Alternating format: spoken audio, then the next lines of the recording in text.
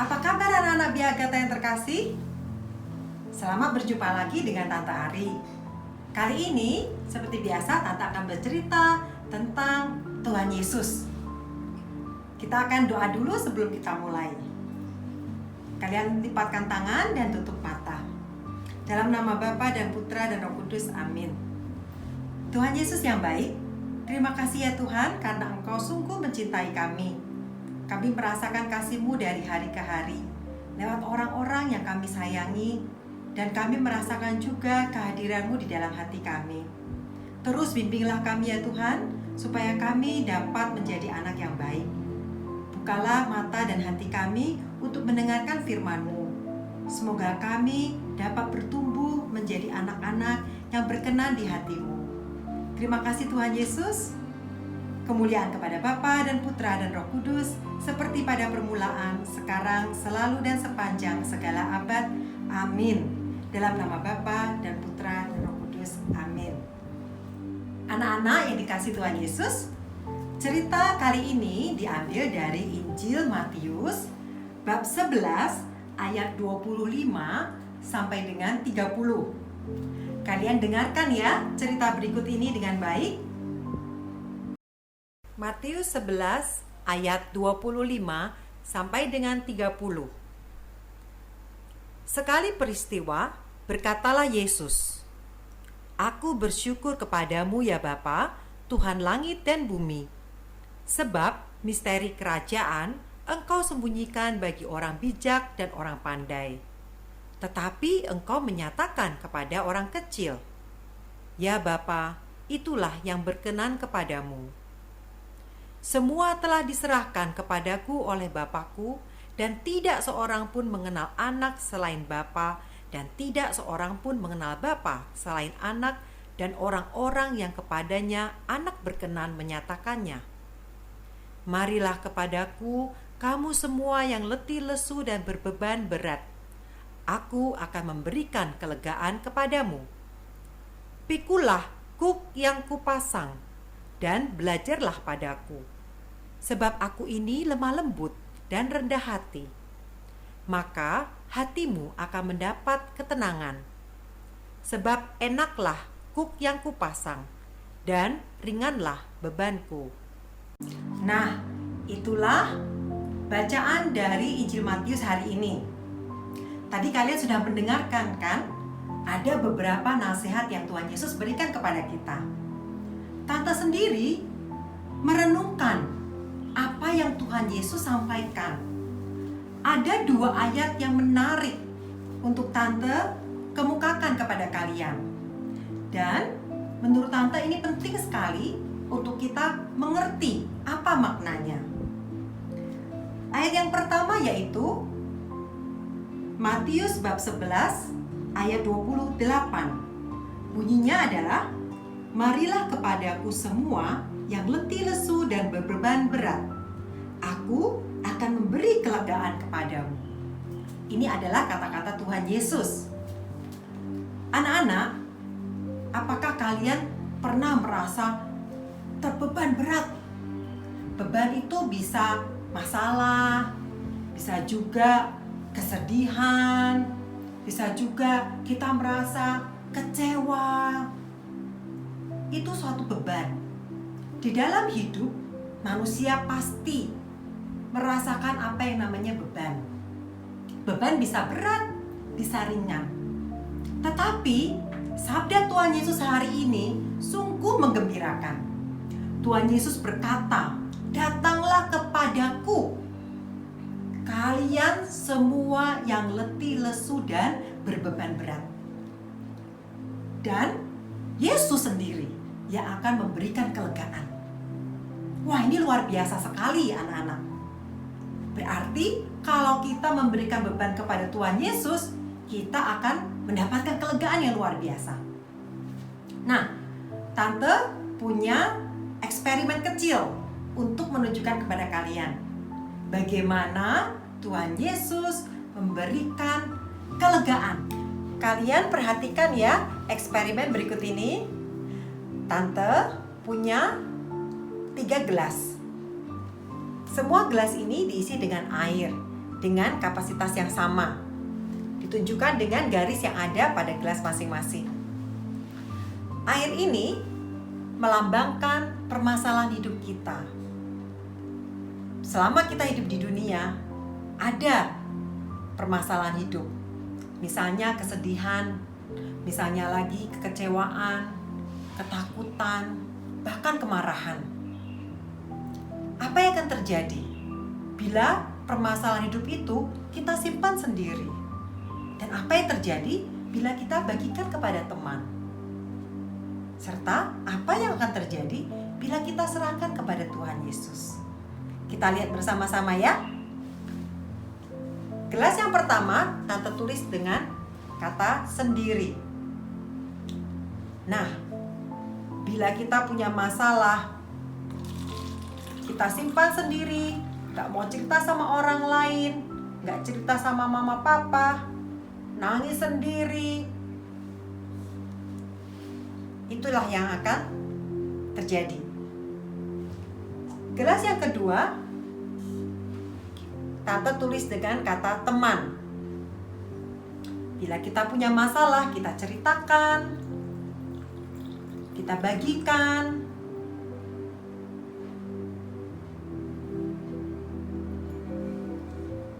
Apa yang akan terjadi nantinya? Gelas yang ketiga Tante tulis dengan kata Yesus. Bila kita punya masalah, kita sedih, kita berdoa pada Tuhan Yesus, dan kita ke gereja, kita kecewa, kita cerita kepada Tuhan Yesus, kita akan lihat apa yang akan terjadi dengan eksperimen ini tadi. Kalau masalah itu kita simpan sendiri, masalah itu tetap ada. Lihat, jumlah airnya tetap sama. Bagaimana bila masalah tadi kita bagikan dengan teman?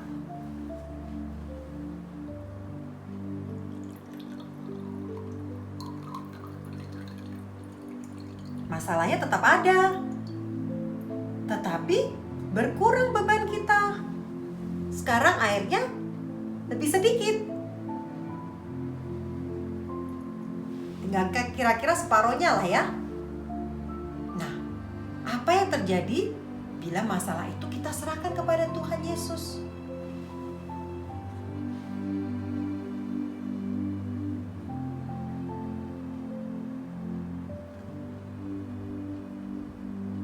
Sudah tidak ada lagi masalah itu. Masalah itu jadi milik Tuhan Yesus, anak-anak. Kita sudah tidak punya masalah itu lagi. Tuhan Yesus betul-betul memberi kelegaan. Tuhan Yesus sendiri yang mengambil masalah kita tadi. Nah, anak-anak, itulah yang terjadi. Seperti sabda Tuhan Yesus, "Datanglah kepadaku kalian yang letih lesu dan berbeban berat. Aku akan memberikan kelegaan kepadamu." Jadi, bila kita sedih, kita jengkel, kita susah, kita kecewa, kita takut, kita marah, datang kepada siapa? Ya, kepada Tuhan Yesus. Dia berjanji akan memberi kelegaan. Ingat anak-anak, kita bisa memberikan semua permasalahan hidup kita kepada Tuhan Yesus lewat doa, lewat ikut merayakan perayaan Ekaristi, dengan kita membaca kitab suci, dengan kita memuji-muji namanya, dengan kita ikut bina iman anak, kita mendekatkan diri kepada Tuhan, dan kita menyerahkan apa yang menjadi beban hidup kita, dan Tuhan Yesus sendiri yang akan memberikan kelegaan, mengambil beban hidup kita, sehingga beban hidup kita menjadi milik Tuhan Yesus. Anak-anak, eksperimen ini terjadi karena tante tadi sudah melakukan sesuatu sebelumnya. Ya, gelas yang pertama tante tidak isi apa-apa. Gelas yang kedua tante isi dengan tisu. Sehingga pada waktu air masuk, tisu itu menyerap. Tapi menyerapnya nggak bisa banyak, makanya masih ada sisa airnya. Dan di gelas yang ketiga tante sudah isi dengan absorben polimer. Zat kimia ini mempunyai fungsi menyerap air sebanyak-banyaknya, sehingga air yang tadi masuk ke gelas ini berubah menjadi gel. Nih, jadi seperti ini.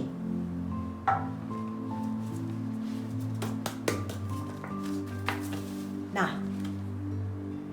makanya tante bisa bercerita bahwa seperti Tuhan Yesus yang menerima dan menyerap semua permasalahan hidup kita. Ayat yang berikutnya yang tante ingin kemukakan adalah ayat yang ke-29. Bunyinya, "Pikulah kuk yang kupasang dan belajarlah padaku, karena aku lemah lembut dan rendah hati, dan jiwamu akan mendapat ketenangan." Anak-anak, apakah kalian tahu kuk itu apa sih? Kuk adalah sepotong kayu besar yang dibentuk sedemikian rupa yang nantinya akan ditaruh di pundak hewan. Biasanya satu kuk dipasang pada sepasang hewan. Dan kuk ini bisa menarik beban. Hewan yang dipasangi kuk adalah dari jenis yang sama dan mempunyai ukuran yang sama, juga mempunyai berat yang serupa. Contohnya, kuk itu dipasang pada sepasang kerbau, atau sepasang keledai, atau sepasang kuda yang sebanding ukurannya dan beratnya. Mengapa harus demikian? Iya, karena jika berbeda, maka mereka tidak bisa bekerja dengan baik dan sulit diarahkan. Selain itu, jika ukuran atau berat mereka berbeda, kekuatan dan kecepatannya pun juga berbeda, sehingga tidak bisa bekerja dengan maksimal. Nah, anak-anak, kuk itu di bagian belakangnya akan terhubung dengan sebilah kayu yang akan menarik beban, di mana petani itu mengendalikan arah kemana hewan itu menarik beban ini. Apa sih makna dari kuk ini? Kuk ini berbicara tentang suatu aturan atau hukum yang mengikat. Anak-anak, pada waktu itu bangsa Yahudi terikat dengan hukum atau aturan yang ada. Hukum itu adalah hukum Taurat. Hukum Taurat ada banyak sekali dan mereka wajib mematuhinya.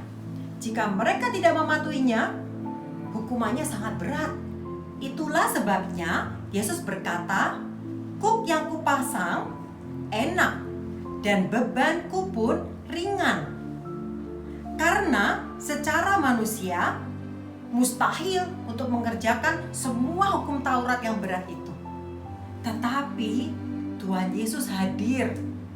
Dia rela bersama dengan kita menarik beban hidup kita, sehingga kita tidak sendirian. Kita bisa berbagi beban itu bersama Tuhan Yesus. Tuhan Yesus meringankan beban hidup kita. Tentu saja di dalam hidup itu kita perlu ada aturan, ada hukum.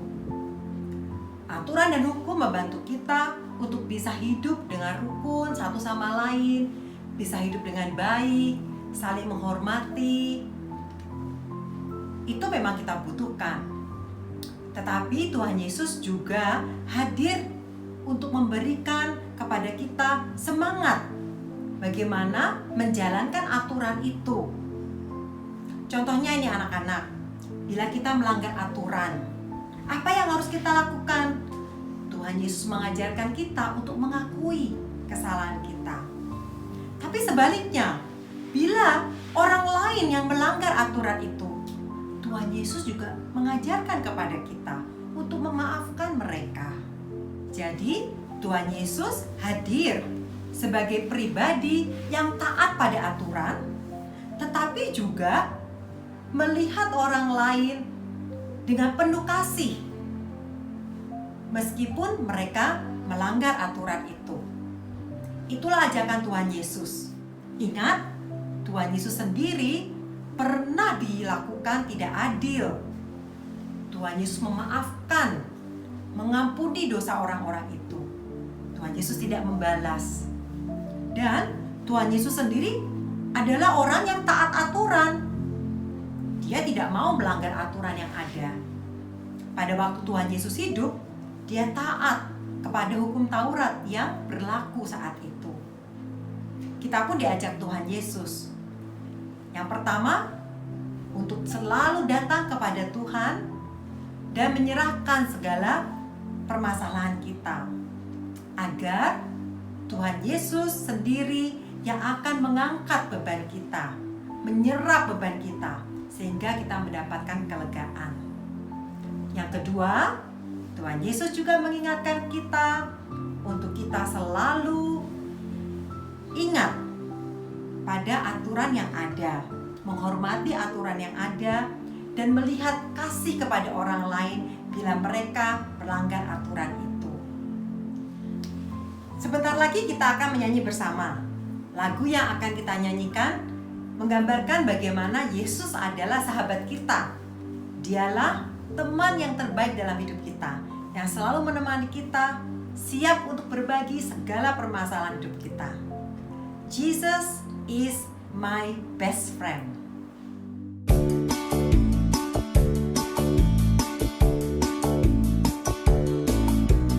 Jesus is my best friend, my best friend, my best friend.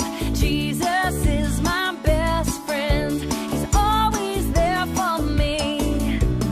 Jesus is my best friend, my best friend, my best friend. Jesus is my best friend. He's always there for me. On Sunday, Monday, Tuesday, and Wednesday, Thursday, Friday, and Saturday. Jesus is my best friend. He's always there for me. Yeah.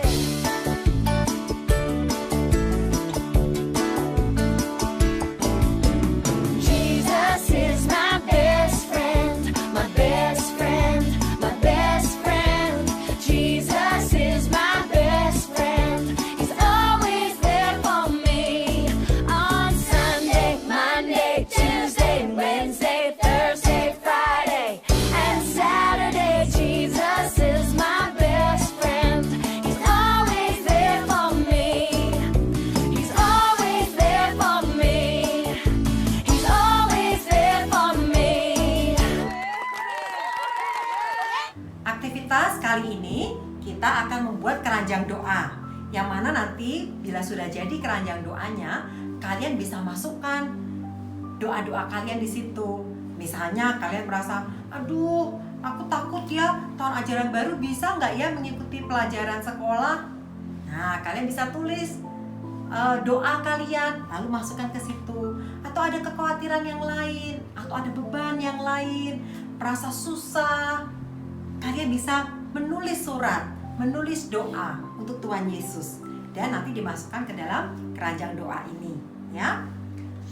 Yang kita butuhkan adalah 3 macam kertas. Yang pertama kertas origami, yang kedua kertas kecil, yang ketiga kertas panjang. Alat bantu yang kita pakai adalah gunting, lem, dan juga spidol. Caranya, kita ambil kertas origami, kita lipat menjadi 4 bagian. Lalu di bagian ujungnya kita gunting melingkar.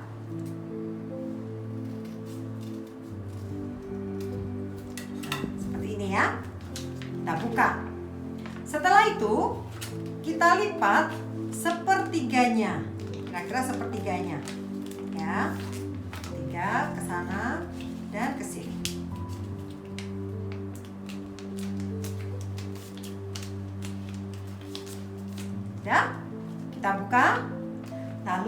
kita putar. Kita lipat lagi sepertiga.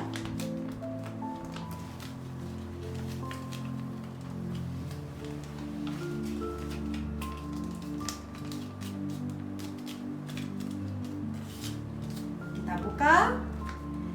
Kita menemukan beberapa garis ya. Nah, kita akan gunting garis-garis yang di luar. Dari bawah ke atas, dari bawah ke atas. Juga dari atas ke bawah dan dari atas ke bawah. Nah, jadi seperti ini ya. Oke. Setelah itu, bagian yang melingkar kita masukkan agak ke dalam dan kita beri lem supaya dia bersatu di bagian tengah. Kita beri lem seperti ini. Sisi satunya juga kita beri lem.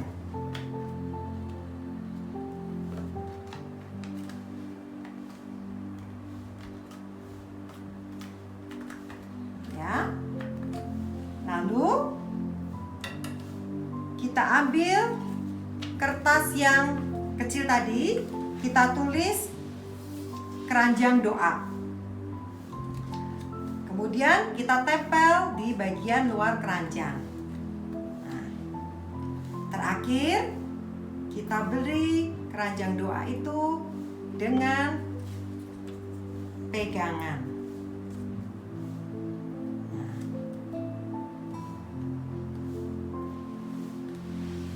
Jadilah keranjang doa.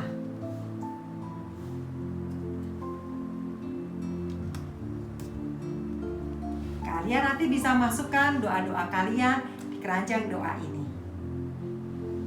Anak-anak, sebelum kita berpisah, kita akan tutup dulu dengan berdoa bersama. Mari lipatkan tangan dan tutup mata. Dalam nama Bapa dan Putra dan Roh Kudus. Amin. Tuhan Yesus yang Maha Kasih dan Maha Baik, terima kasih ya Tuhan untuk firman yang telah Engkau taburkan di dalam hati kami. Terima kasih karena Engkau sudah menjadi sahabat yang begitu baik. Engkau rela mengangkat beban hidup kami. Engkau juga menemani kami di dalam mematuhi segala aturan yang ada. Berkatilah ya Tuhan supaya kami dapat menjalankan hidup kami sebaik-baiknya sesuai dengan kehendak-Mu. Berkatilah kami, orang tua kami, saudara-saudara kami, dan orang-orang yang ada di sekitar kami, bahkan orang-orang yang tidak kami kenal dan membutuhkan doa kami. Kiranya kasih setiamu selalu mereka rasakan dari hari ke hari. Nama-Mu kami puji, kini dan sepanjang masa. Amin. Kemuliaan kepada Bapa dan Putra dan Roh Kudus, seperti pada permulaan, sekarang, selalu, dan sepanjang segala abad. Amin. Dalam nama Bapa dan Putra dan Roh Kudus. Amin. Anak-anak yang terkasih, Tuhan Yesus memberkati kalian semua.